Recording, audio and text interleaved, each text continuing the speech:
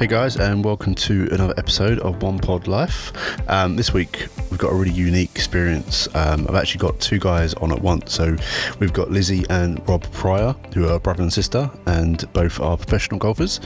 Lizzy's over in America trying to make her way onto the LPGA, and Rob is over here in the UK playing on the mini tours and on EuroPro, and is forging a career to try and play on the European Tour. Now, I really enjoyed having a chat with these two. I got to know Rob quite well through the LNG community, and yeah, it was a unique way of finding out what it's like to grow up with a sibling who's also trying to become a professional in the same field as you, and how you can bounce off each other. So let's get straight into it and start talking with Lizzy and Rob.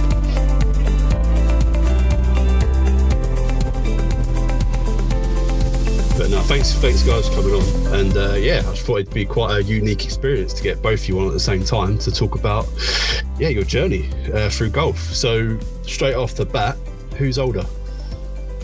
Rob. by how much? Quite a margin. I'm 28. Right. 5 years? 5 years, yeah. Yeah. Okay, it's about the same to me and my brother then. I'm the oldest one out of there's three of us, and I'm the oldest one, so lead by example, Rob, isn't four. it? Oh, okay. Lead by example, Rob. Absolutely. No, good stuff. So, yeah, I just wanted to start off with, I was saying that there aren't many families who have got siblings that have both gone on to be professionals in different fields, let alone the same one. So where did the golf inspiration come from for you guys? Do you want to hit it You're off up. No, you go. Okay, well, it was Dad. He was always playing golf when we were younger, and we all had different really ambitions. And I liked football, but I sucked. Didn't we always kids? But my little brother, he was really good, and we used to just watch him play and stuff. And we used to play all sports, but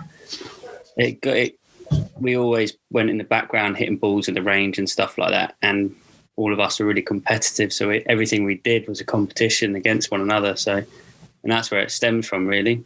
And yeah, I think Dave was the first one to pick up a golf club. I think He was when he was 3. Oh, okay, Yeah. so very young then. And what point did you guys pick up a golf club then?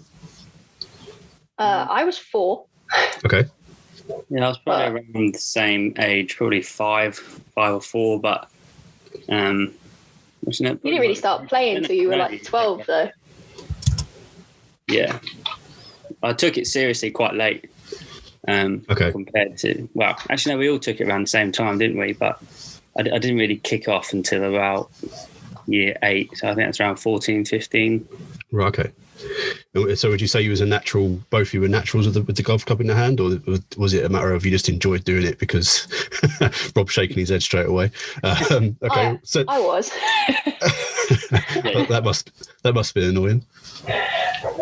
Yeah. No, So So what was your experience then, Liz, when you first picked up the golf club and you started using it? How did you? What was your? If you can cast your mind that far back when you was 3-4 years old.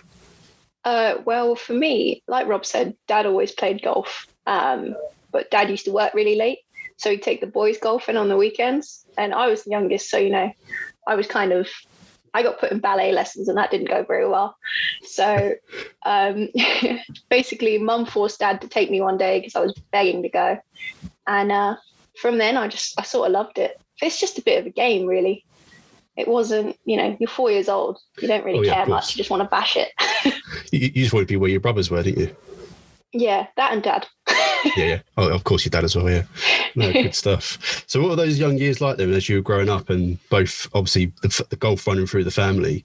Was there many trips away where you'd go on holiday and play golf all together and stuff like that, or just talk me through the early years, really. Well, we didn't really. Our family aren't golfers. We're actually the only ones in the entire family that play golf.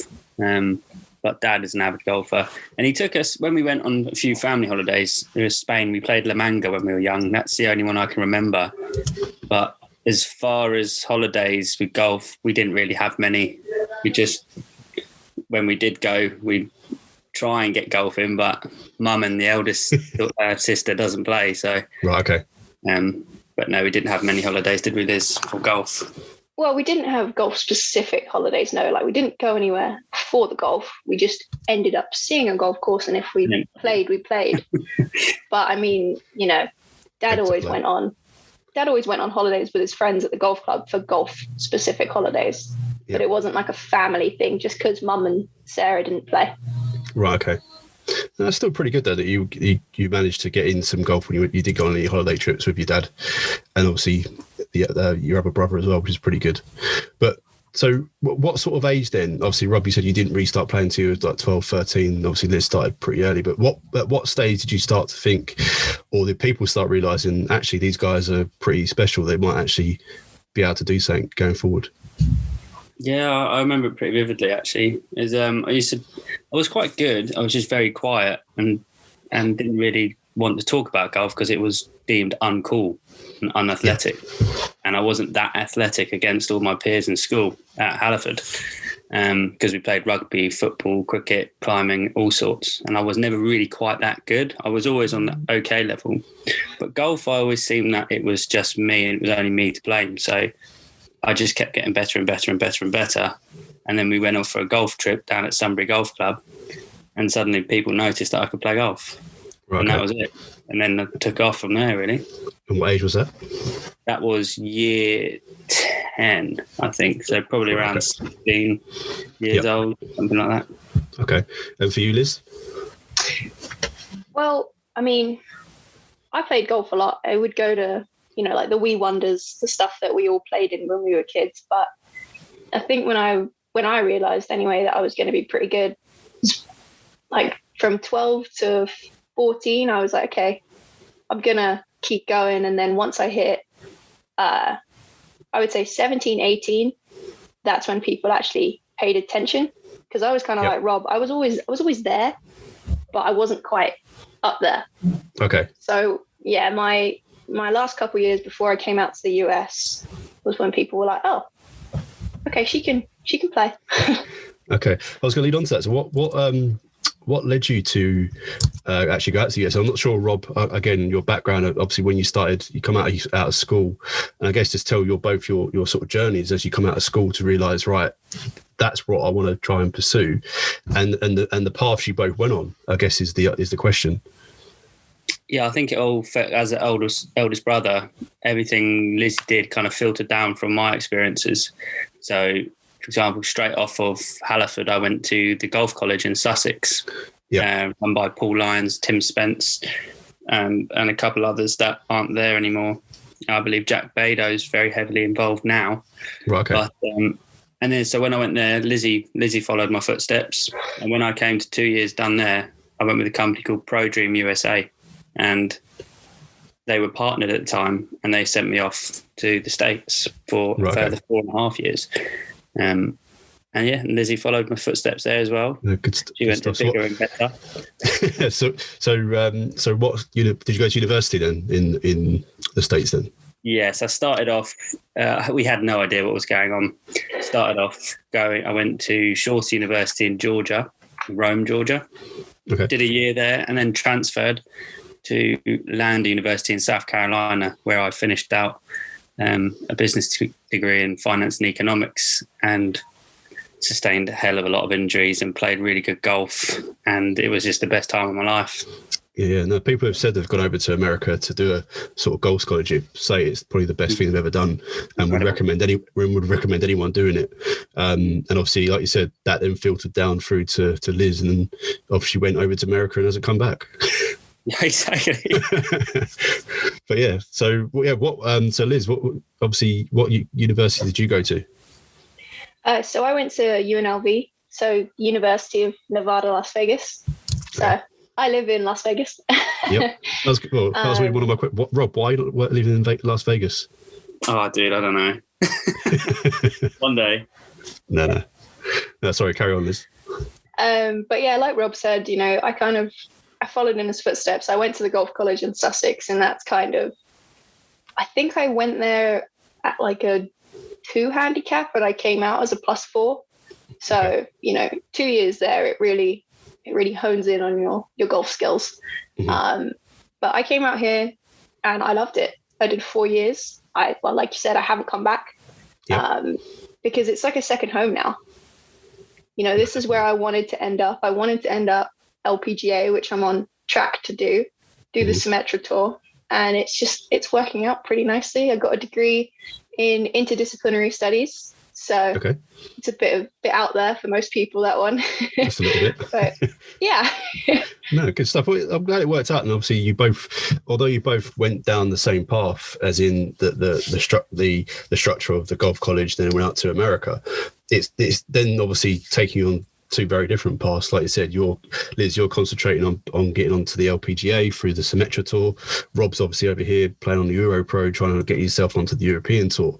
And I guess that's quite a nice thing, because you have two different perspectives on how the golf industries and the golf worlds kind of come together, I guess.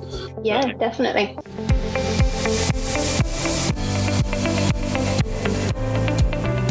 When you guys do talk to each other, there must be a lot of golf talk.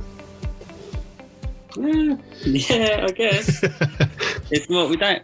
Well, the last time I saw Lizzy was over a year ago now. Right. Okay. Yeah. Is that right? Is it a year? It might be longer, isn't it? No, it's just over a year. You were in Spain with us. I came back to the US on February 2nd last year. Yeah, pretty much a year. Cool. Yeah. Oh. Yeah, no, it's because technology is amazing now. So we just talk about golf. Obviously, this year's been a bit odd because no one knows what's going on. So it's more just how to plan and get ready for what's to come. Okay, going back to the days where you guys were growing up together and obviously playing a lot of golf. Rob, again, as you say, as the older brother, and obviously you were sort of funneling down the information that you were getting to Liz. During that time, was it very much you guys were a very close-knit program and you did a lot of things together, or was it again, or just very separate and a bit, I don't know, maybe sibling rivalry? I'm not too sure. Well, I think, when I went to university, I wasn't the best of role models. That's the politest way I can say it. But I learned from a lot of mistakes, and I'm quite open about everything and not shy from everything that I've done. But when I learn the hard way, I then filter down the information and make sure they don't fall in my footsteps for the mistakes I've made. So I make sure that everything they do and go forward to, they know everything. So yeah, it's just very open. That's good. That's good to have, and I guess that helped you, Liz. Definitely. I mean, I would say I'd probably more on the quiet side my whole life. Like, I'm outgoing, but as far as like doing things and, going out, stuff like that, it was never really my scene. But which mum and dad were happy about, considering I was going to, Sin City. So yeah, if it was switched, I don't know what would have happened if Rob came here and I went over. Yeah, I've been to Vegas. Rob, we wouldn't last 2 minutes, Rob. I don't think it would. So I mean, I didn't go out, I didn't do anything in college, because for me, college was just a stepping stone to getting to where I needed to be. So that was kind of how I've always looked at it. Like, the golf college was a step for me to get better and get to the US. And the US is a step for me to get into the American tours, because when you're in Europe, it's very, very difficult to get on the Symetra and get on the LPGA. Mm-hmm. No, definitely. And and the platform over there in America is great when it comes to the golf scholarships and the inter-rivalries when it comes to the schools and universities, which I think is just amazing. I kind of wish they do it over here in the UK, because I think it would just, sport itself will just kick off massively. And Lizzy, as when we were talking, I said I recently spoke to Elizabeth Schultz, and you said that you used to play against her quite a lot. So yeah, what was your experience, both of you, really, when it comes to sort of the college competitions and how that's all set up? Well, with the college events, so I played against Schultzy quite a lot, because we were in the same conference. So we were in Mountain West, so we always played each other at least 2 to 3 times a year. And it seemed that every time we played an event, we got paired together.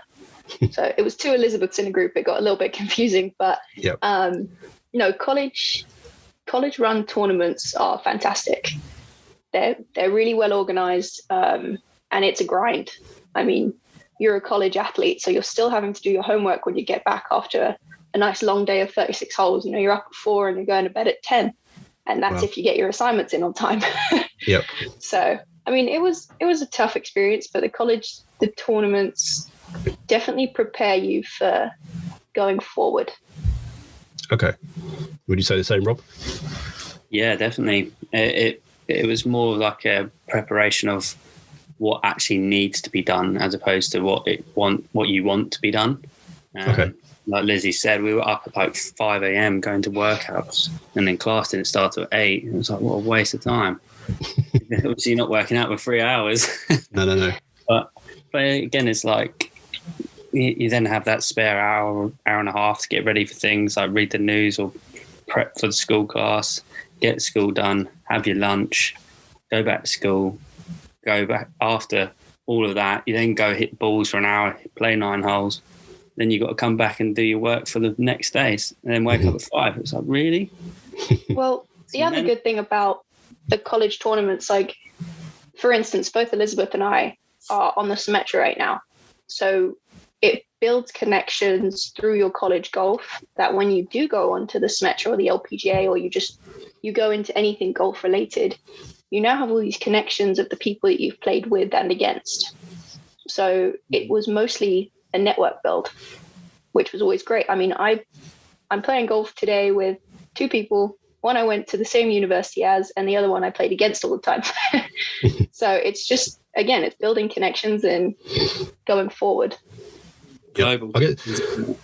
Yeah, global connections as well, like you said. And I guess going back to, like you said, the strict kind of routine you had when at university, the way that I kind of saw that was it kind of gives you that expectation of professionalism, I guess, because you've got to be doing the right things at the right time, and that's how I see a lot of university golf in America personally, just from my little world that I see it as. But yeah, in the UK I find it a little bit different, where you are kind of just thrown in the deep end all by yourself and you got to survive, whereas in America it's a completely different sort of mentality. Yeah, it's also the enthusiasm there is what just keeps you driven. Like I said, when I was talking about it, when I first went there, I was like, you guys got to be kidding. I'm not doing this. This is ridiculous.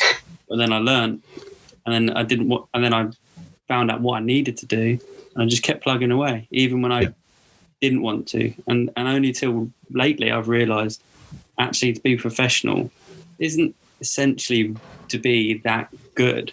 It's about being able to do the things you don't want to do, or the really difficult things and challenging things that they or others don't want to do. Yep. Typically, amateurs don't want to practice their putting, but it's the most important part of the game. And that's just a quick example. When you're as good as putting as me, Rob, we don't need to practice, mate. Amen. I'm joking, but no, I think you're right, and I think that's what.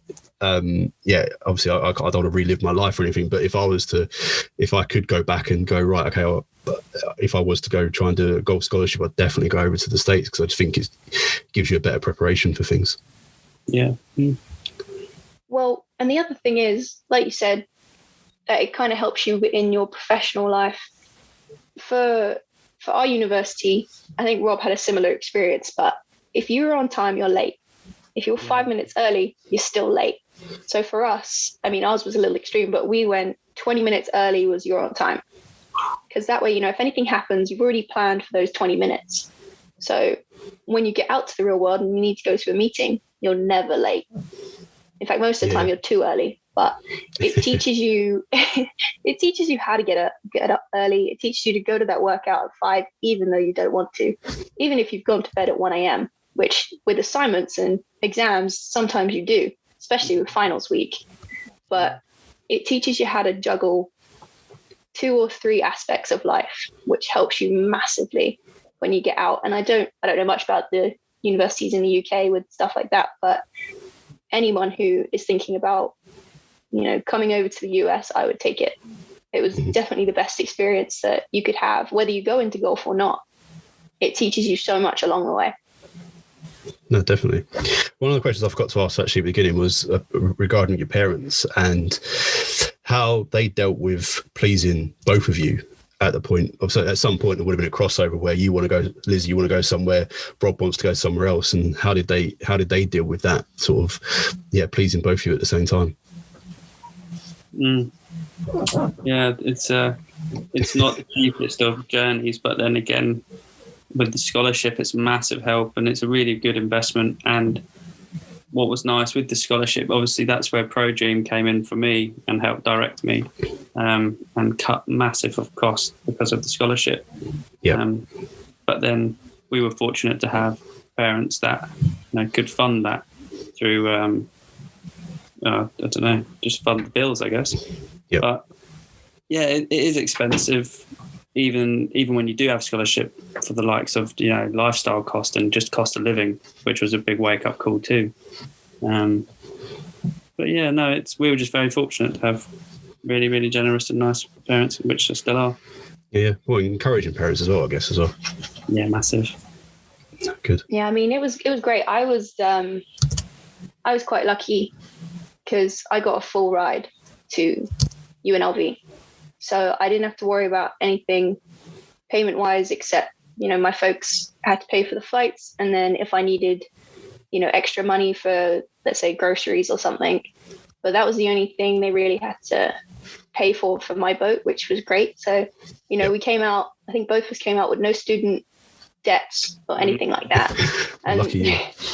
yeah, that's the other plus about coming out here. If you're even half decent at golf, you can find somewhere that gives you a scholarship, whether it's athletic or if you're really academically smart, then go for that academic scholarship, because schools love that.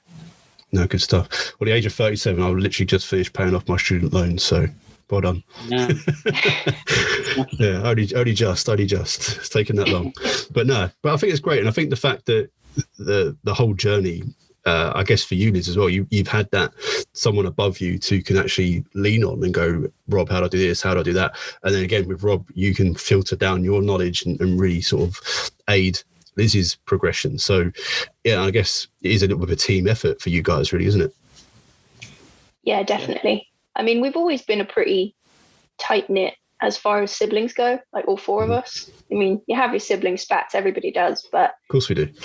I mean, I don't think I would have come out here and got to where I did without Rob telling me basically what not to do. Yep. So, yeah. No, good stuff. And Rob, obviously, I guess for you, if there is now that obviously Liz is a little bit older, she's now sort of forging her own career over in America. Is there anything that you're now learning from her that is obviously going back the other way? Good question. It's an amazing question. That it's although I'm the biggest brother, eldest, and filtering down, that also comes back at me. So yeah, I mean, just looking at her, she's so grown up now. She is a woman now, which is crazy, but she's still my baby sister. Yeah, she just works hard, works like a trooper, and her mental side is just so strong, even though sometimes it's difficult. You're home alone and stuff like that, and get homesick and stuff. But that's normal. It's normal to feel all those things, and she just teaches me how to be strong. And when you take your own decisions and take risks, it's okay. It's good because family are always there. And technology is really nice. So it's, Well, and I guess making that decision to stay out there, Liz, obviously you said your dream was always to play on the LPGA. But to make that decision and go, right, I'm staying here and I'm going to do it all by myself, I think that's a really big step to take. And like you said, Rob said, a lot of courage there as well. It wasn't an easy one. I mean, Sussex, the golf college kind of prepared me a little bit. I mean, not massively as far as, I'm completely separated country to country, but Rob used to drive home every day from Sussex and I stayed there all week.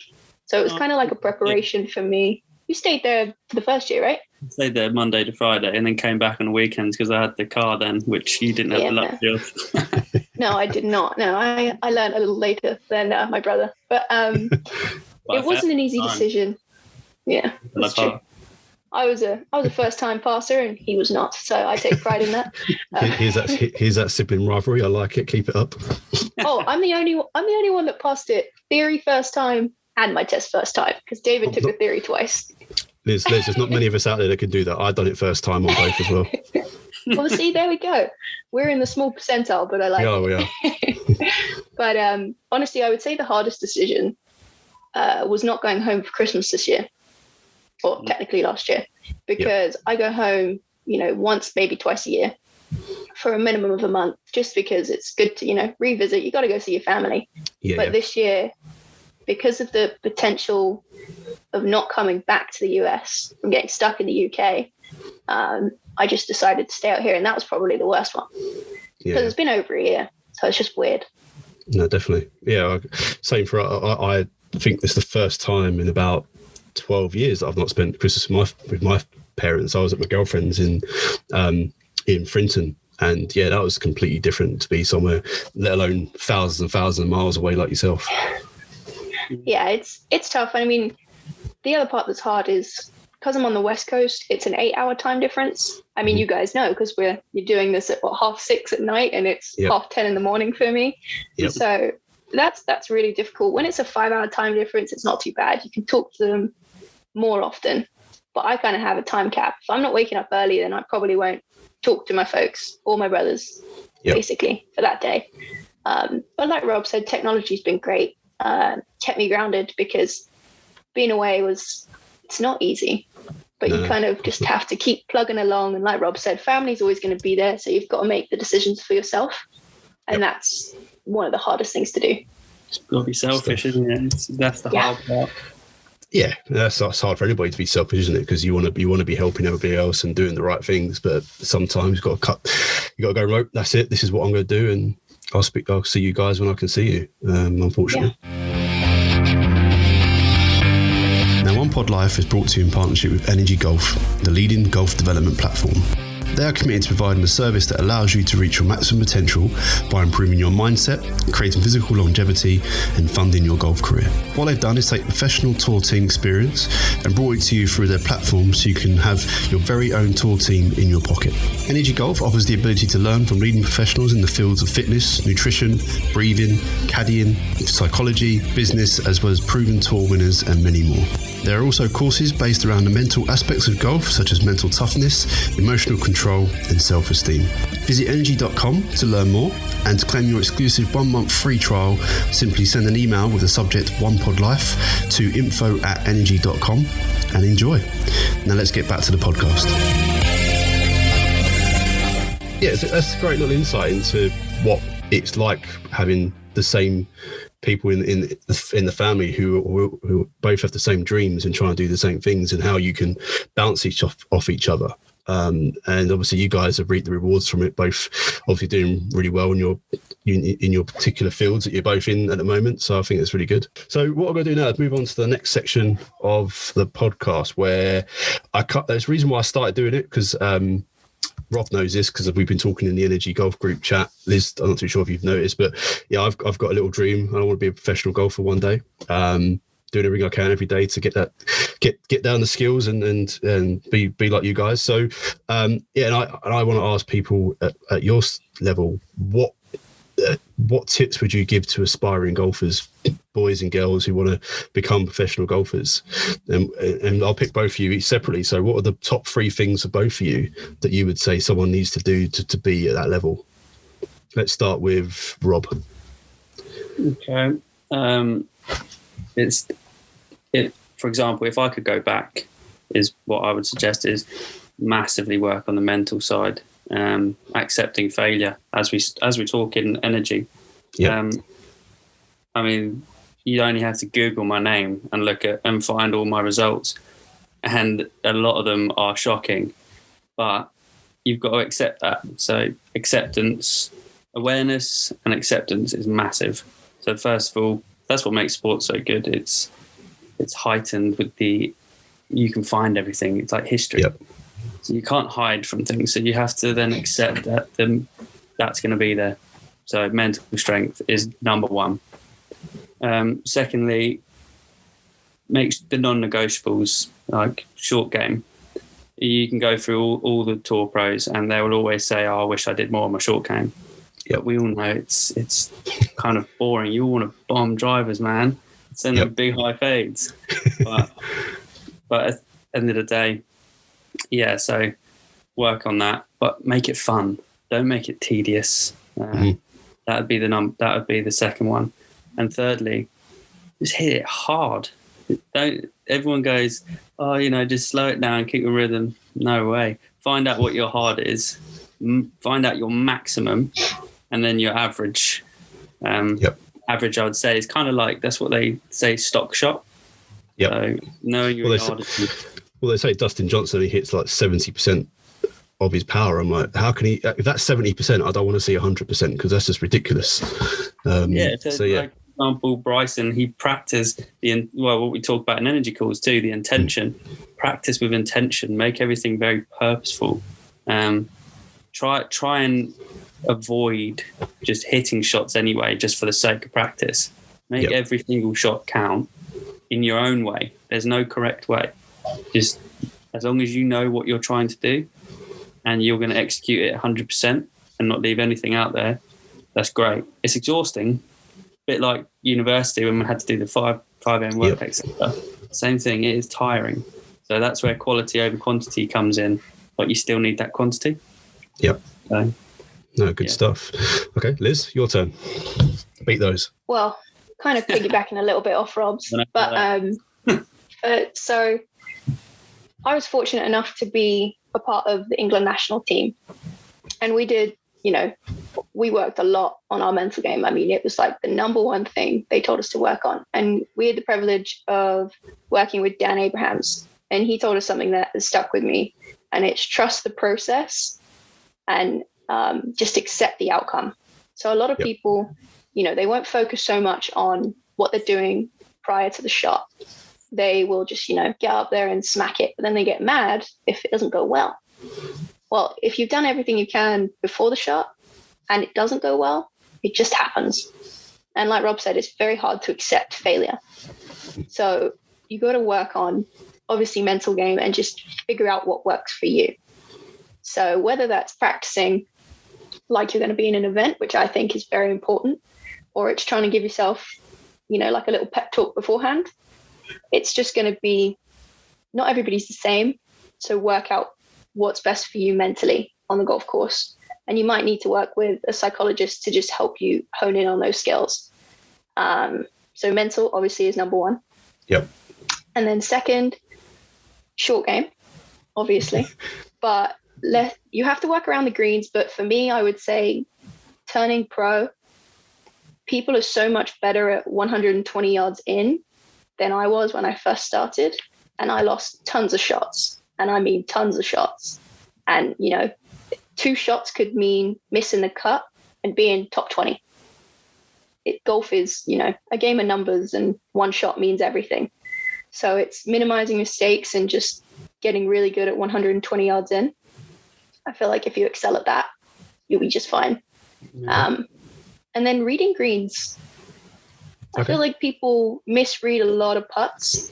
And you got to figure out the pace you're going to hit it before you figure out your line. Because people do their line and then they go, oh, maybe I'll hit it hard.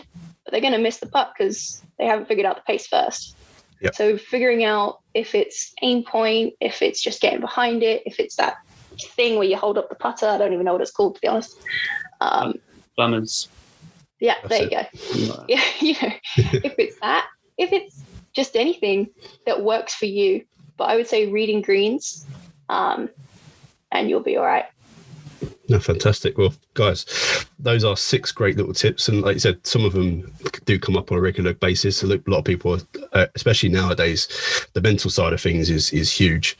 And something you said there about realizing what you're going to do before you do the shot is saying, I'm reading the book, be a player at the moment. And that's kind of what they're talking about, is obviously the think box, play box and memory box, and you taking the information and using it correctly. And again, Rob knows, as you do this in the energy group, that's the sort of stuff we're talking about day in, day out. And it's, if anyone can start doing that, they're going to make hopefully some big waves.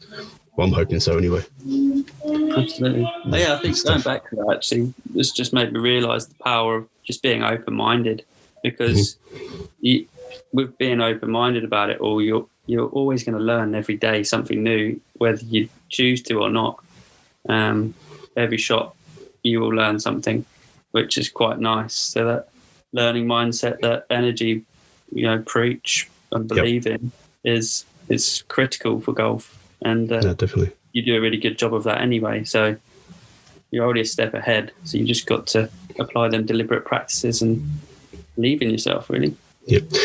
I would love to, but it's a bit cold outside today, Rob. I was saying to Liz earlier, I did go out today. It was -2, but it felt like -4, and I froze.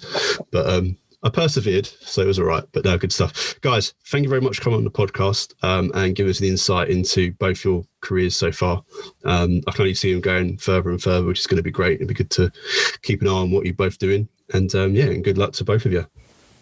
Thank you. Well, thanks for having us. That's all right. Thanks for getting up early, Liz, and thanks for staying up late, Rob. No, you're welcome. Good stuff. Thank you very much. Right, guys, enjoy the rest of your weekend, and I'll speak to you again soon. Thank you. Bye for now. Bye. Cheers, bye.